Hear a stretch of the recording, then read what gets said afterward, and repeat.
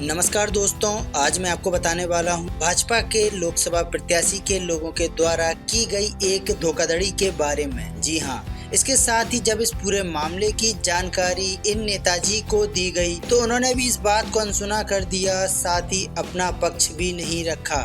तो पहले आप सुने नेताजी के लोगों से हुई मेरी बातचीत के इस अंश को। हेलो। हेलो। जी सपन जी नमस्कार, ऋतुराज कुमार बात कर रहा हूँ। हाँ जी ऋतुराज जी। क्या नाराजगी, आप फोन ही नहीं उठा रहे, मेरा ब्लॉक करे हो। हाँ भैया, ब्लॉक तो बहुत दिक्कत वाली बात है। जी आपके माल में बहुत परेशानी हो गई हमको। जी। हम और अभी एक हफ्ते आपको नहीं मिल पाएंगे। आप नहीं मिल पाएंगे? हाँ। ठीक है ना, तो अभी आप भोपाल नहीं आए हैं? नहीं, भोपाल नहीं आए अभी, तो हम हमारे सब क्लोजर में लगे हुए हैं। तो जैसा कि आपने सुना, यहाँ पेमेंट करने को लेकर मुझसे समय मांगा गया, लेकिन जब समय की सीमा पार हुई तो मजबूरी बस मुझे नेताजी को सीधा कॉल करना पड़ा। और उसके बाद क्या बोले नेताजी, जरा आप भी सुने। नमस्कार भाई, बात कर रहे हैं। हेलो, हाँ जय बलम जी नमस्कार भाई साहब, मैं ऋतुराज तोमर बात कर रहा हूँ, भोपाल ब्रेकिंग न्यूज वाला से। जी बोले। जी जी भाई साहब, हाँ। अरे भाई साहब, हाँ, वही निवेदन कर रहा था सर। वो भाई साहब, मैं भोपाल से बात कर रहा हूँ, वो वोटर हाँ। पर्ची के लिए। सर अब आपके लोगों ने मुझे पर्याप्त समय दिया 20 तारीख तक के लिए, सब रुका मैं। अब सर कोई कॉल रिसीव नहीं कर रहा है सर, तो अब आपसे निवेदन है सर, थोड़ा इसको दिखवा लें। अच्छा, चलो बात करते हैं। अभी तो हमारी खुदाई में उस दिन के निकले, अभी तो हमारा प्रचार ही चल रहा है। मैं हम समझ रहा हूँ लौट सर, के मैं आते हैं। निवेदन ही कर सकता हाँ। हूँ, क्योंकि सर क्या है, वो अगर ऐसा करेंगे तो सर आप समझिए थोड़ा सा। हम्म। हम गलत हैं तो हम सुनने को तैयार हैं, लेकिन हम गलत नहीं है, इसीलिए हम इतना परेशान हो रहे हैं। नहीं नहीं, गलत थे, मेरे को पूरी पता लग गई, इसलिए हम बता नहीं रहे हैं। सर, आप जब हमको भोपाल समय जब पे आ जो जाएं। चीज नहीं मिल रही उसका क्या अर्थ है? बिल्कुल नहीं सर। तो अब मैं आपको पूरा मामला समझाता हूँ। मैं ऋतुराज तोमर ब्रेकिंग न्यूज वाला नाम से एक पोर्टल चलाता हूँ और साथ ही डिजिटल मार्केटिंग से जुड़ी हुई सेवाएं प्रदान करता हूँ। चुनाव के समय मेरे एक मित्र ने, जो कि इलेक्शन मैनेजमेंट में प्रिंट से जुड़ी हुई सेवाएं देते हैं, उन्होंने कुछ नेताओं के नंबर दिए। साथ ही कहा कि जब आपकी नेताओं से मुलाकात हो तो मेरी सर्विस भी आप नेताओं तक पहुंचा दिया करें या उनसे बात कर लिया करें। तो मैंने भी कहा ओके, और इसी कड़ी में मैंने अप्रैल में इन नेताजी के एक व्यक्ति से उनकी इलेक्शन मैनेजमेंट से जुड़ी सेवाओं पर सामान्य चर्चा की, जिसके परिणाम स्वरूप 16 अप्रैल को नेताजी के व्यक्ति का कॉल आता है और वो वोटर पर्ची से संबंधित जानकारी एवं रेट मुझसे मांगते हैं। तो मेरे द्वारा मेरे मित्र से जानकारी लेकर यह जानकारी नेताजी के आदमी को व्हाट्सएप के माध्यम से बता दी जाती है। और 17 अप्रैल को जब सब फाइनल हो जाता है और पेमेंट आने के बाद सारे पॉइंट और डिलीवरी कैसे और कितने दिनों में होगी, यह सब फाइनल नेताजी के लोगों को बता दिया जाता है।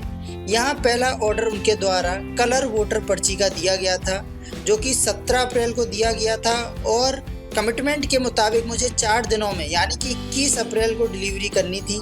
लेकिन यहाँ ट्रांसपोर्ट की गलती के कारण मेरा आखिरी लॉट एक दिन लेट होता है, जो कि मैं 22 अप्रैल को दे पाता हूँ। वहीं ब्लैक एंड वाइट की पर्ची का ऑर्डर भी इसी बीच मेरे पास आ जाता है, जो कि 19 अप्रैल को दिया जाता है, जिसकी डिलीवरी मुझे 23 अप्रैल को करना थी, जो कि 23 अप्रैल को सुबह सुबह मेरी टीम के द्वारा कर दी जाती है। यहाँ कुछ गलतियाँ मेरे लोगों के द्वारा हुई हैं, लेकिन उन गलतियों के पीछे वोटिंग के नज़दीक समय पर ऑर्डर देना, क्योंकि अगर आप बार बार किसी काम के लिए प्रेशर करते हैं तो सामान्यतः गलती हो जाती है। इसी तरीके से पहले ऑर्डर में एक दिन लेट होना उसी में शामिल है। लेकिन इसके बावजूद भी मैंने आखिरी ऑर्डर उनको अंतिम समय तक दे दिया। आखिरी लॉट की डिलीवरी भोपाल रेलवे स्टेशन से होती है। जिस वक्त यह डिलीवरी होती है मैं इंदौर में था, तो नेताजी के लोगों के द्वारा बिना पेमेंट किए वहां से माल ले लिया जाता है। मैं भी चुनाव को समझते हुए इस लॉट को नेताजी के लोगों को ले जाने देता हूं। लेकिन 23 अप्रैल से आज 3 जून हो गया। कल करते हुए आखिर नेताजी और उनके लोगों के द्वारा मुझे कोई भी क्लियर कमिटमेंट नहीं किया गया, ना ही मुझसे मिला जा रहा है कि वो पेमेंट करेंगे या नहीं करेंगे। वैसे मध्य प्रदेश की 29 लोकसभा सीटों में से एक सीट पर मैदान में है यह नेताजी, और परिणाम आने के बाद शायद नेताजी सांसद भी बन जाए। लेकिन क्या उसके बाद नेताजी के लोगों के द्वारा इस तरह से ही संसदीय क्षेत्र में लूटपाट शुरू कर दी जाएगी? अब मैं इस वीडियो के माध्यम से आपको सिर्फ इतना बताना चाहता हूँ कि सत्ता का अहंकार कितना बुरा होता है आप समझिए।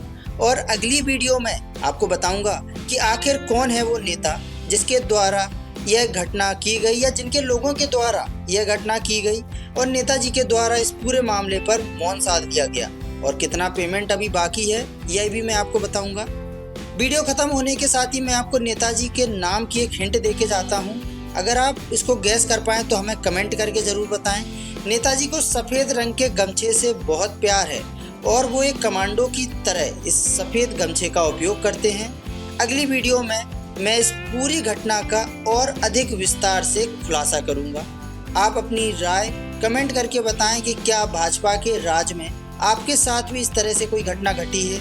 अगर घटी है तो हमें आप कमेंट में या सीधा आप हमें मेल के द्वारा वो घटना पहुंचा सकते हैं। धन्यवाद।